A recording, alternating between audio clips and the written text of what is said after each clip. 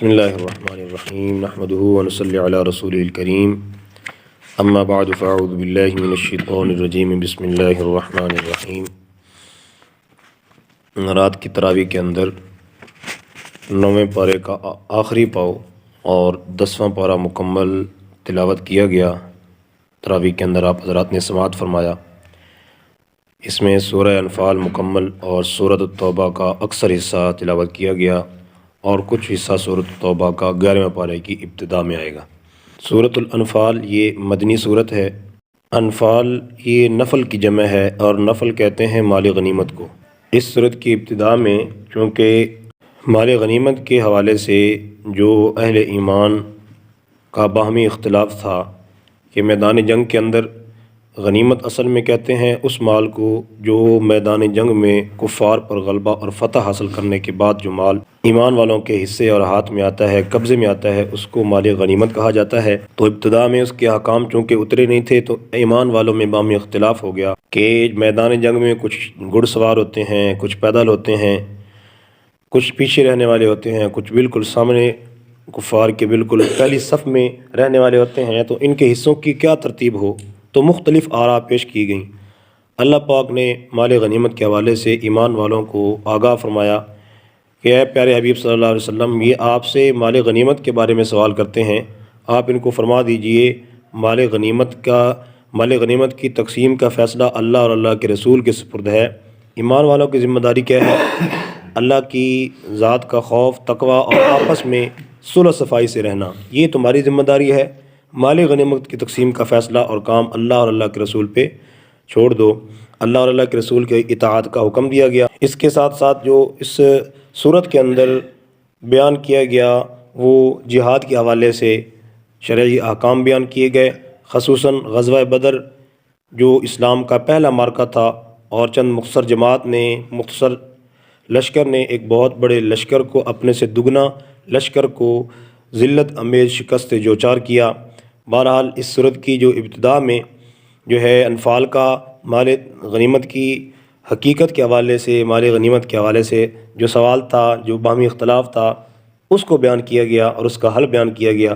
اس کے ساتھ ساتھ ایمان والوں کی چند صفات کا ذکر ہے کہ اللہ کا ذکر کثرت سے کرنے والے ہیں، اس سے ان کے دل جو ہے لرز جاتے ہیں، اللہ کی آیات کی تلاوت کرتے ہیں، ان کا ایمان بڑھ جاتا ہے، اللہ کی ذات پر بھروسہ کرتے ہیں، نماز قائم کرتے ہیں اور اللہ کے راستے میں خرچ کرتے ہیں، اور ان کے پکے مومن ہونے کی گواہی دی گئی، اور اللہ کے ہاں جو ٹھکانہ مغفرت اور اللہ کی جانب سے عطا ہونے والی نعمتوں کو جو ہے ان کے بارے میں بتایا گیا کہ اللہ کی نعمتوں کے یہ مستحق ہیں۔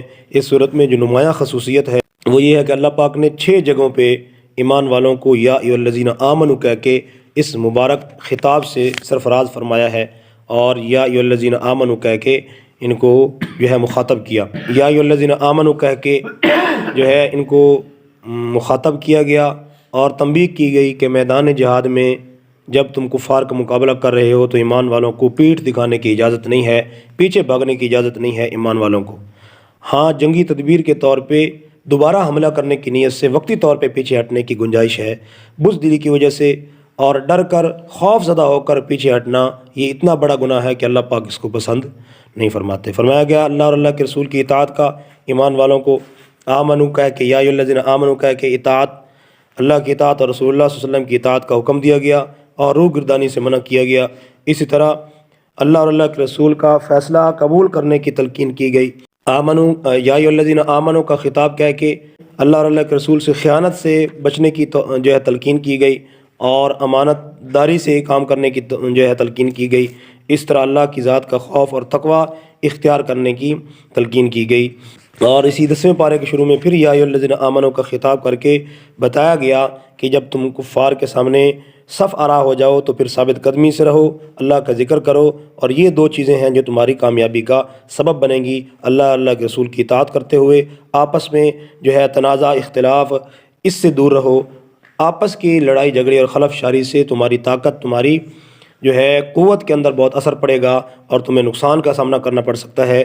لہذا صبر سے بھی کام لینا ہے، خوش اخلاقی سے کام لینا ہے، اور ہر اعتبار سے جو اللہ اور اللہ کے رسول کا حکم ہے اس کی پاسداری کرتے ہوئے تم نے اس کام کو، اس فریضہ جہاد کو سر انجام دینا ہے۔ مال غنیمت کے حوالے سے، تقسیم کے حوالے سے اس 10ویں پارے کی ابتدا میں آگاہ کیا گیا کہ مال غنیمت کا جو خمس ہے، 5واں ہے، وہ اللہ اور اللہ کے رسول کے لیے ہے، اور باقی جو 4 بچیں گے وہ مال غنیمت تقسیم ہوگا مجاہدین میں۔ 5واں جو ہے وہ اللہ کا حصہ ہے، اللہ کے نبی کا حصہ ہے۔ اسی طرح غرباء، مساکین جو ہوں گے، مسافر ہوں گے، ان کے اوپر جو ہے تقسیم کیا جائے گا۔ غزوہ بدر کے حوالے سے احکام ہے، اس کا واقعہ بڑی تفصیل سے مذکور ہے، اور ایمان والوں کو اللہ پاک نے جو فتح عطا فرمائی، اس فتح اور نصرت کے اسباب کا ذکر کیا گیا کہ کہیں بھی فتح اور نصرت کے جو اسباب ہیں ان میں ثابت قدمی ہے، اللہ کا ذکر ہے، آپس کا اتحاد ہے، اتفاق ہے، اور کافروں کی جانب سے آنے والی مشکل پر صبر کرنا، یہ فتح کے اسباب ہیں۔ میدان جہاد کے اندر اللہ پاک نے ایمان والوں کی اس غزوہ بدر کے اندر جو مختصر جماعت تھی، اللہ پاک نے ایمان والوں کی مدد کی اور مختصر لشکر کو کفار پر جو ہے غلبہ عطا فرمایا۔ اس کے بعد اللہ تعالیٰ نے ایمان والوں کو جنگی تیاری کا حکم دیا کہ کفار کے مقابلے کے لیے اپنی ہتھیاروں کا جمع رکھو، اپنی تیاری کو مکمل رکھو۔ جس وقت بھی تمہیں میدان جہاد میں اترنا پڑے تو تمہیں کسی مشقت کا سامنا نہ کرنا پڑے، اور ویسے بھی جب تمہارے پاس ہتھیار ہوں گے، جنگی ساز و سامان، حربی آلات مکمل ہوں گے، تو اس سے کفار پر، دنیا کفر پر ایک اثر پڑے گا جس سے وہ مرعوب ہوں گے اور ایمان والوں کی شان و شوکت کے اندر اضافہ ہوگا۔ اس کے بعد سورۃ التوبہ ہے۔ یہ سورۃ التوبہ، اس کو سورۃ البراءت بھی کہتے ہیں۔ توبہ کہنے کی وجہ یہ ہے کہ اس سورت میں غزوہ تبوک پر سستی اور غفلت کی وجہ سے 3 صحابہ جو شامل نہ ہو سکے، اور پھر ان سے جو ہے ان پر عتاب ہوا، اور اللہ کے نبی صلی اللہ علیہ وسلم نے، صحابہ نے 50 دن تک ان سے سوشل بائیکاٹ رکھا۔ پھر ان کی توبہ کا جو ہے سلسلہ ہوا، انہوں نے اللہ سے توبہ کی، ان کی توبہ کی قبولیت کا ذکر اس صورت میں کیا گیا۔ اس مناسبت سے اس کو سورۃ توبہ کہتے ہیں۔ سورۃ البراءت بھی کہتے ہیں۔ برات کا معنی ہوتا ہے بری ہونا۔ اس صورت میں چونکہ جو کفار سے معاہدات تھے اور کفار کی جانب سے جو بدعہدی کی گئی، کفار کے جو عہد و پیمان تھے ان سے دستبرداری اختیار کی گئی، اور کفار کو مہلت دی گئی 4 مہینے تک، کہ 4 مہینے تک تمہارے پاس مہلت ہے، اگر جو ہے اسلام قبول کر لو تو ٹھیک ہے، اسلام کے زیر نگیں ہو جاؤ تو بھی ٹھیک ہے، وگرنہ میدان جہاد ہمارے درمیان فیصلہ کرے گا، تلوار ہمارا فیصلہ کرے گی۔ اور جو یہود تھے ان کا 20 آیات میں پردہ چاک کیا گیا، اور ان کی سازشیں اور دسیسہ کاریاں جو اسلام اور مسلمانوں کے خلاف تھیں ان سے مسلمانوں کو آگاہ کیا گیا، اور کہا گیا کہ جب تک یہ ذلیل ہو کے اسلام کے جھنڈے کے نیچے نہیں آ جاتے، اگر یہ اسلام کے دامن کے اندر آ جاتے ہیں اور اسلام اور مسلمانوں کے متحد ہو جاتے ہیں تو ٹھیک ہے، وگرنہ ان کے خلاف بھی اعلان جہاد ہے۔ اس کے بعد جو ہے غزوہ حنین کا تذکرہ ہے۔ غزوہ حنین کے اندر جو ہے قبیلہ بنو حوازن جو بہت زیادہ ماہر اور تیر انداز تھے، ان سے مقابلہ تھا۔ ایمان والوں کی تعداد کثرت کے ساتھ تھی، کثیر تعداد تھی، تو ابتدا میں مسلمانوں کے دل کے اندر یہ بات پیدا ہو گئی کہ آج تو ہم کثرت کی تعداد میں ہیں، آج تو ہم ہار نہیں مانیں گے۔ اللہ کا یہ کرنا ہوا کہ ابتدا میں مسلمانوں کے قدم ڈگمگائے، تھوڑی مشقت کا سامنا کرنا پڑا، پھر اللہ پاک نے ان کے دل کے اندر یہ بات ڈالی کہ جس سبب پر، مادی سبب پر ہماری نظر ہے، وہ تو فتح اور نصرت کا سبب ہے ہی نہیں۔ حقیقت میں مدد نصرت تو اللہ کی جانب سے ہوتی ہے۔ وہی اللہ ہے جس نے بدر کے مختصر جماعت کو اتنے بڑے لشکر پر جو ہے فتح عطا فرمائی تھی۔ یہ دل کے اندر بات آئی، اللہ کی طرف متوجہ ہوئے، پھر اللہ پاک نے ہمت دی اور کفار مغلوب ہوئے، اہل ایمان کو فتح اور نصرت کا پروانہ عطا کیا گیا۔ یہود و نصارہ کی حوالے سے بات کی گئی۔ ایمان والوں کو ایک بہت بڑے حکم، زکوٰۃ کا حکم دیا گیا، اور زکوٰۃ ادا نہ کرنے والوں کے لیے سخت وعید کا بیان کیا گیا۔ منافقین کے احوال کا ذکر کیا گیا، اور ان کے بارے میں بتلایا گیا کہ منافقین جو غزوہ تبوک کے اندر جنہوں نے شرکت نہیں کی تھی، ان کے بارے میں اللہ پاک فرما رہے ہیں کہ ان کا نہ جانا بہتر ہے، یہ نہیں گئے تو بہت اچھا ہوا ہے۔ اگر یہ چلے جاتے، سازشوں کے علاوہ ان کا اور کوئی کام نہیں ہونا تھا، یہ سازشیں ہی کر سکتے تھے، اور سازشیں انہوں نے کرنی تھی، جو نہیں گئے یہ اس لیے بہتر ہو گیا ہے۔ صدقات، زکوٰۃ کے مصارف کا ذکر ہوا کہ جو تمہاری زکوٰۃ اور صدقات ہیں، ان کے جو مصارف ہیں وہ فقراء، مساکین، اور اسی طرح مؤلفہ قلوب، عاملین، اور جو ہے مسافر اللہ کے راستے میں، ان کا ذکر کیا گیا۔ اس طرح منافقین اور مومنین کی کیفیت بیان کی گئی کہ منافقین کیا کام کرتے ہیں، ان کے ساتھ اللہ کا کس چیز کا وعدہ کیا گیا ہے، اللہ نے کس چیز کا وعدہ کیا ہے، اور مومنین کے کیا کام ہیں، اللہ نے ان سے کیا وعدہ کیا ہے۔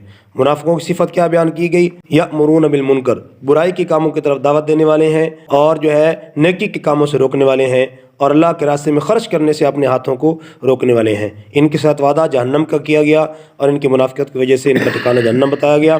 اس طرح ایمان والوں کا ذکر کیا گیا کہ ایمان والوں کی صفت یہ ہے کہ نیکی کا حکم کرتے ہیں، برائی کے کاموں سے منع کرتے ہیں، نماز کی ادائیگی کرتے ہیں، زکوٰۃ کی ادائیگی کرتے ہیں، اللہ اور اللہ کے رسول کی اطاعت کرتے ہیں۔ ان کا ٹھکانہ کیا بیان کیا گیا کہ اللہ نے ان سے جنت کا وعدہ کیا ہے، اللہ نے ان سے اپنی رضا کا وعدہ کیا ہے اور کامیابی عطا کرنے کا اللہ پاک نے وعدہ کیا ہے۔ آخر کے اندر جو ہے منافقین کی جو غزوہ تبوک میں جو ہے شریک نہیں ہوئے تھے کہ ان کی عذر اللہ کے نبی صلی اللہ علیہ وسلم کو بتایا گیا کہ یہ آپ سے عذر کریں گے اور قسمیں کھائیں گے، حالانکہ یہ اپنے وعدوں میں جھوٹے ہیں، اپنی باتوں میں جھوٹے ہیں۔ ان کے پاس کوئی عذر نہیں تھا نہ جانے کا، وجہ کوئی بظاہر نہیں تھی جس کی وجہ سے یہ شریک نہ ہو سکتے۔ یہ محض جھوٹ بول رہے ہیں، بہانوں سے کام لے رہے ہیں۔ اور اللہ کے نبی صلی اللہ علیہ وسلم سے فرمایا گیا کہ اگر آپ ان منافقین کے لیے اللہ سے 70 بار بھی مغفرت مانگیں گے تو اللہ پاک ان کو معاف نہیں کرے گا۔ تو یہ چیزیں ذکر کی گئیں۔ اس کے بعد جو ہے سورۃ توبہ کا کچھ حصہ 11ویں پارے میں آئے گا، انشاءاللہ اس کا خلاصہ کل ذکر کریں گے۔ اللہ پاک ہمیں احکام سمجھنے کی عمل کی توفیق عطا